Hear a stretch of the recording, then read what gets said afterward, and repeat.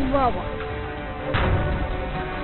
عشان بابا كان عامل عملية في رجله ونام 4 شهور في السرير، وكناش لاقين فلوس ولا مصاريف. كلميني بقى بتعملي ايه بالظبط؟ يعني انا شايفاكي دلوقتي بتمشي بايه وبتتحركي بايه، واشرحي لي بقى. امشي الاتنين دول وارجع لورا كده ترجع، امشي لقدام تمشي لقدام. دي ترفع ده البوكي، ودي رفعتيها دي تشغلش الحفارة، نزلتها تشتغل. دي برضو بتاعتها، يعني ايه تلم وترفع، ودي تفرد ودي تفرد بقى. طيب قولي لي بقى، اول ما بتيجي تبتدي بتعملي ايه اول حاجة؟ اول حاجة اول ما نيجي نقيس الزيت ونقيس المية ونقيس كل حاجة، وبعد كده ندور نشتغل. وبتشتغلي كام ساعة في اليوم؟ كام ساعة؟ في 3 ساعات. تحسي ان انت تعبانة؟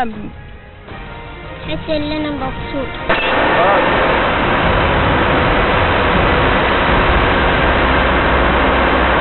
عايزين حفارة تبقى ملكنا احنا وبابا عشان نحفر في قناة السويس، عشان احنا نحب عم الرئيس السيسي ونحبه قوي عشان نتاخد. ظروف ان انا جيت في يوم من الايام حصل لي ظرف ان انا تعرضت لكسر في رجليا، فرقدت في البيت بتاع اكتر من 4 شهور، وما كانش في مصاريف في البيت، وما كانش يعني، وانا ما قبلش ان انا اخد مصاريف من اي حد.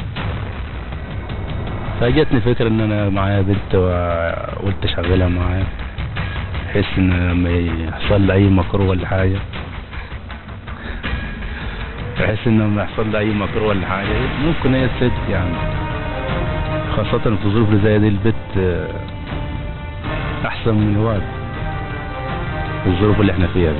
والله ما خدتش معايا وقت خالص، قلت لها دي كذا ودي كذا ودي كذا، وسبت لها الحفار ومشيت. نزلت اصلي الظهر ووصلها من بعد ما بصلي لقيتها بتشتغل عادي من غير اي مجهود ولا اي حاجه، بتشتغل كانها متعلمه بقى لها سنين يعني. بتقعد من الصبح، من الساعه 7 الصبح لحد ممكن بعد العشاء.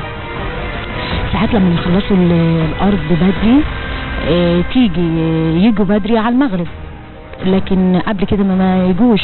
يوم الجمعه بس اللي هو يكون يوم فاضي، ما بتطلعش مع باباها شغل طبعا، ولا باباها بيطلع شغل. فبتقعد مثلا تلعب مع اختها، اول ما تصحى من النوم تلعب على الكمبيوتر. نفسي اطلع شهد مهندسة معمار، عشان هي بنتي برضو يعني هي اخدت على حفر كده وخدت على الحاجات دي، نفسي اطلعها مهندسة معمار. اول ما جيت الارض شفت شهد على الحفارة، فاتفاجأت بيها اتخضيت، فقول لها ستوب، قلت انس ولا جن؟ اعوذ بالله من الشيطان الرجيم، انت جاي منين؟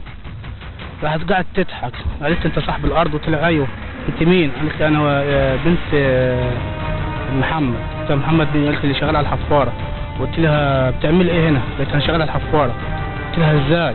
قالت لي بساعد بابا، انا بساعد بابا. معلش يا عم محمد عشان خاطر نسيت بساعد بابا.